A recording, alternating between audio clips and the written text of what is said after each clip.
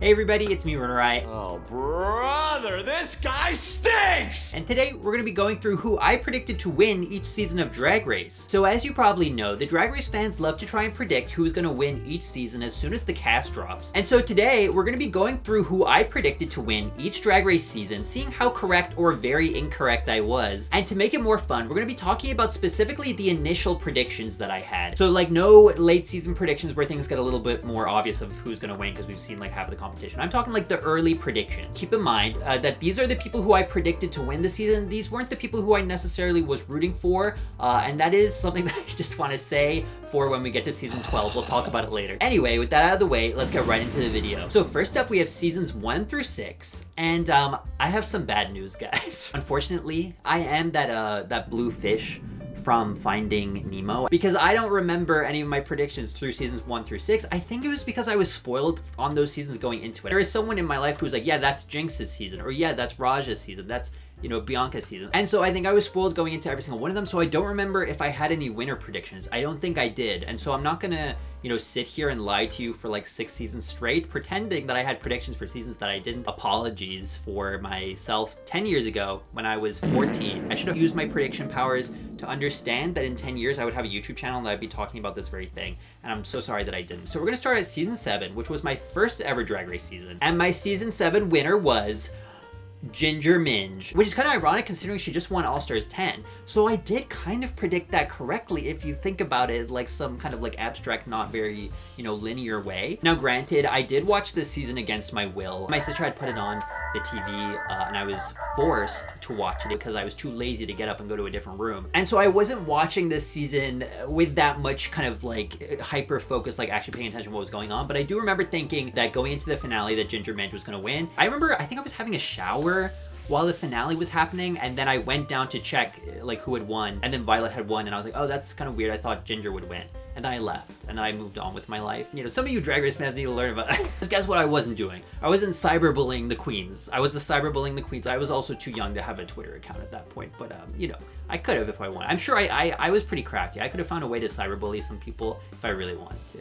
Next up, we have season 8, and my season 8 winner prediction was Kimchi. The runner-up of the season, that is 2 runners-up that I've chosen, which is actually kind of impressive. Guys, applause, clap for me, because it's gonna go a little bit off the rails later, so I need you guys to focus on the things that I almost got right and not the later ones. And I just remember from episode 1, I had pegged Kimchi as the winner. I just remember her crying a lot, and I was like, oh, like she's crying because she's gonna get like the storyline to go on to win.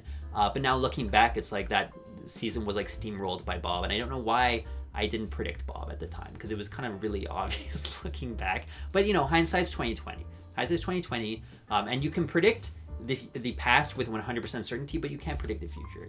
Put that on a gravestone somewhere. Not my gravestone, because it's not that good to go on my gravestone, but put that on someone else's gravestone. People out there right now are saying, wow, you suck at predicting, and that may be correct.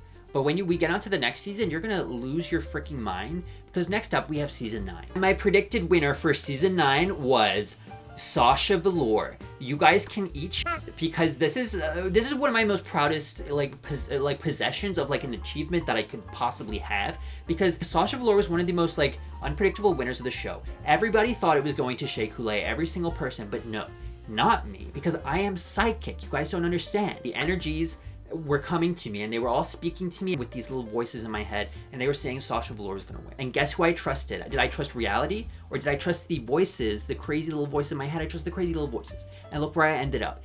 In the freaking winner's throne. I'm so proud of this one. From the get-go, from the, you know, these little like interviews that they did in the preseason, I said Sasha Velour was gonna win. I locked her in. I remember it was the night of the finale, and because of the time zones here in Ireland, whatever, I'm Irish, guys. Every single time I talk about it, people find out, and it's a crazy thing because then people get mad at me in the comments, and I have like people on Reddit talking about why I have the accent that I do, and they've created like this entire lore that I have like Irish parents, but then we moved to America for a couple years, and then we moved back to Ireland. That's why I have the accent that I do, when none of that is true, guys. I've told you that I'm Irish, that I've lived here my entire life. I don't know why people are making up like fake fanfic lore about me. I've told you the truth. I don't know why people But because of the time zones, the finales used to air at like 3 in the morning for me. And so then I would wake up the next morning and I would watch it in the morning. And I remember going to bed on the night of the finale being like, oh, like, you know, Shea Coulee is gonna win. Like when I wake up tomorrow, I'm gonna find out that Shea Coulee is gonna win, and it's fine. Like the writing's on the wall, I understand. But I was like, you know what? I hope Sasha Velour pulls through at the last second.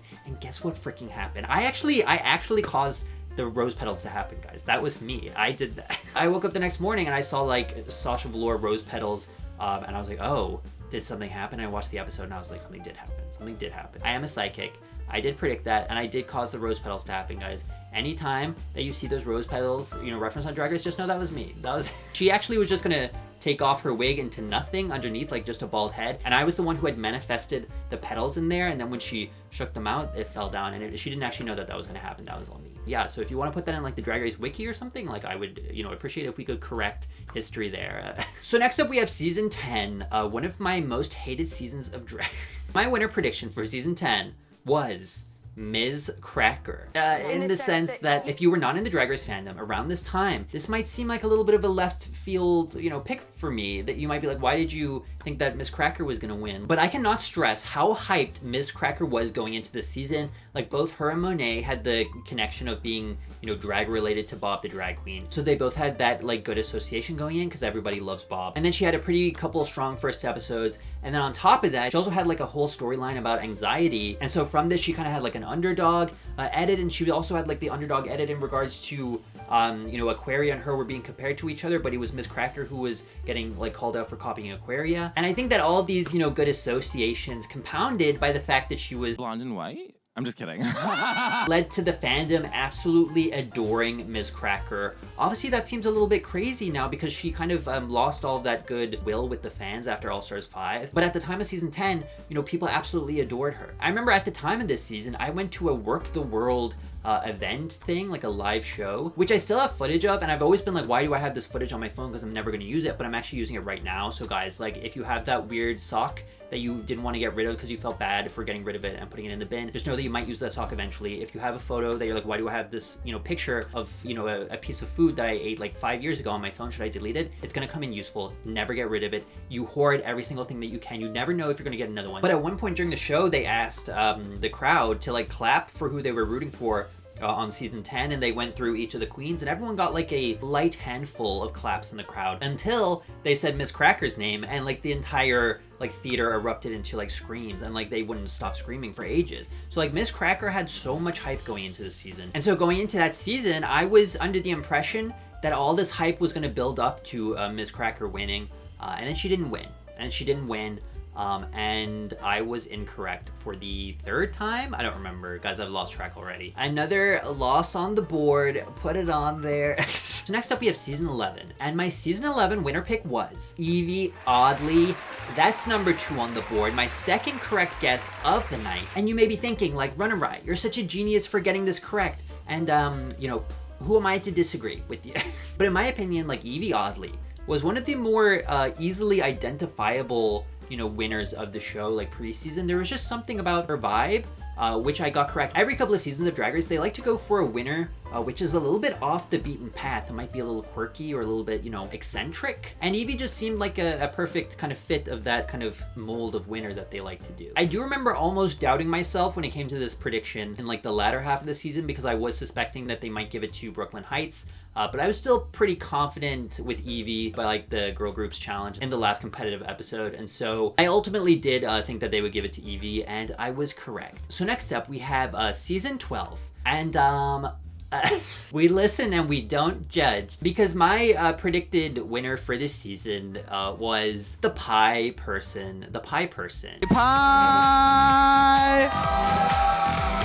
And obviously I was incorrect with this one. In fact, I couldn't have been more off the mark here. But let me talk you through my thought process, okay? While you lock me up, I will explain to you why I chose this person. So the previous season had Nina West, okay? And Nina West, if you weren't there at the time, was one of the most beloved people in all of Drag Race at the time. Like, people thought she was an absolute angel. Like, they absolutely adored her. And she not only had success among the fans, which I don't think Drag Race saw, but she also had a lot of success in mainstream media with like, she did stuff for Disney. And she she also did stuff for like Nickelodeon because her drag tends to appeal to people of younger ages, and so Disney and Nickelodeon really got in on that. And obviously these people are very different, like now that I know them, but at the time I was like, oh, they're trying to capitalize on Nina West's, popularity by trying to crown someone who has that similar kind of campy drag aesthetic. And then obviously the allegations came out against the pie person, and then she ended up getting like edited out from the show. However, it was rumored that the original storyline for the season, before they had to go back into the editing room and like redo the entire thing, the rumor was that the pie person and Gigi Goode were going to be like the two front runners of the season, and they would have like a feud, and that the pie person was the hero of the season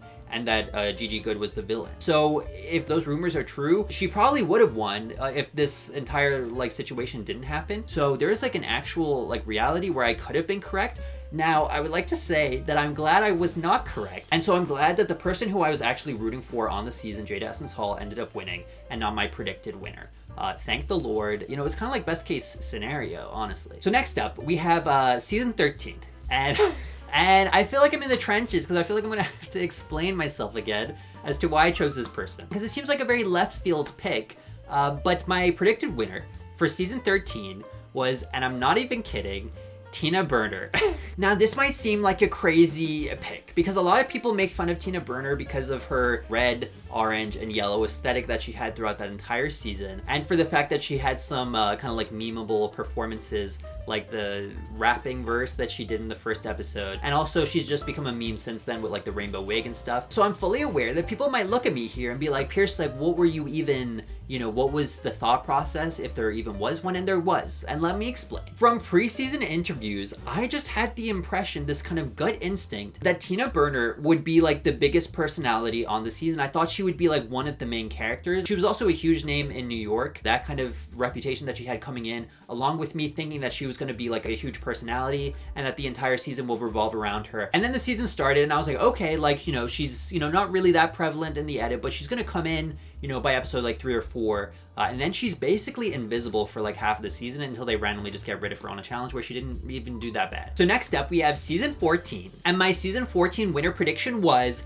Willow Pill. Although I did think it also might have been Cornbread, but I ultimately thought that Willow had a better shot of winning. And just like with Evie, I think Willow was in that same archetype of like a quirky alt kind of person as an individual. And so I just was able to pick Willow like very quickly on this season. Like Lady Camden won like 3 or 4 challenges this season, I don't remember. And Willow only won 1. And throughout the entire season, I still was confident that Willow was gonna win. Like it never wavered. Even just from watching the first episode, it's pretty obvious that she was gonna win, in my opinion. But that's also like coming from a sidekick. So next up, we have season 15. And my season 15 prediction was Anitra. And even though this was not correct, because obviously Sasha Colby ended up winning, I'm actually pretty proud of this one, just given the fact that I predicted Anitra as the winner when the Meet the Queens dropped, and nobody really cared for Anitra all that much. At least I didn't see anything about people caring about her all that much. And so I just chose her because she had like good vibes and I liked that interview. And I was like, I think she's gonna win. She just had that vibe. So the fact that she ended up coming second and she didn't have a lot of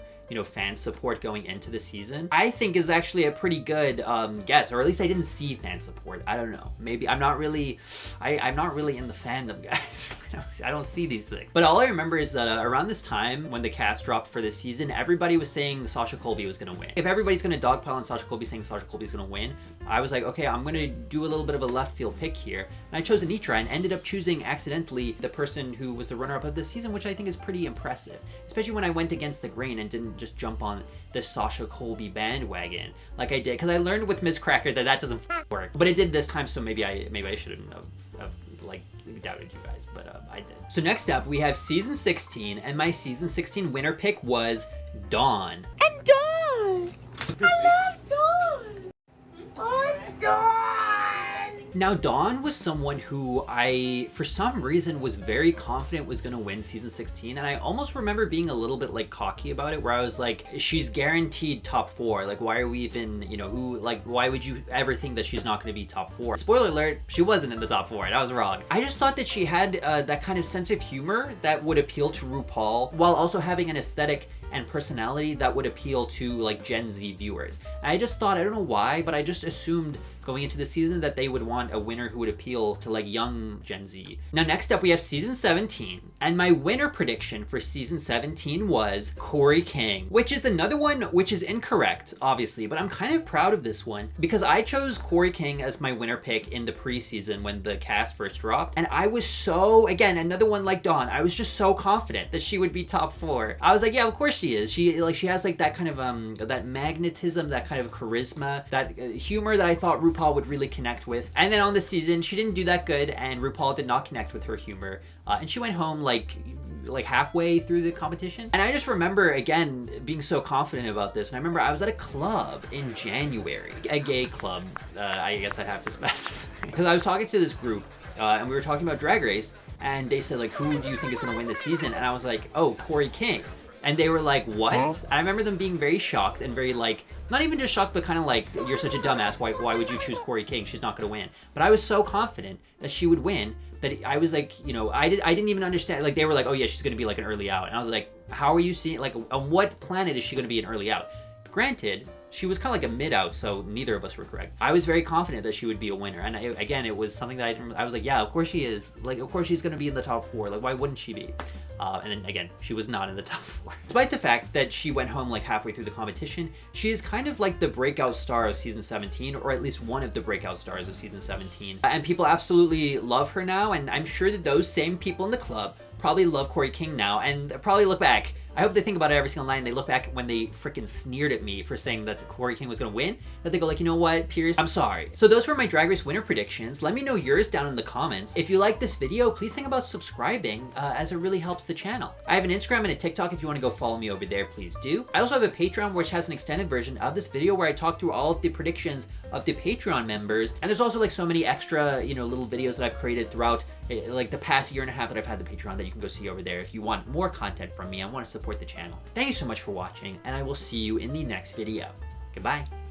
And now it's time to give a very special shout out to Brony RuPaul, California Gamer, Cass with the Ass, Celeste, Chaos Goblin, Cool Gal Nan, Count Cacula, Crazy Oats, Deadpool, Debs, Did You Just Say Wig? Dip, Edgar Allan Pup, M, Emily Prott, Eve, Yoon Wyatt, Frankie Deutsch, He Himster, Jabroni, Jack Heydrich, Jay Stevenson, Jetta Like Jetta, James Bradshaw, Josh from McDonald's, Cal, Kat, Mr. Peralta, Mobster Lobster, Nora, PRHX, Planet Daniel, Splurgle, The Almighty Anginator, Thomas, Tone, Vern Wisner, Vico Pop, Vitor Ruiz, and Yuno. Thank you so much, every single one of the patrons. I'm predicting that you guys are going to have a wonderful day because you're part of the Patreon. That's what I'm predicting.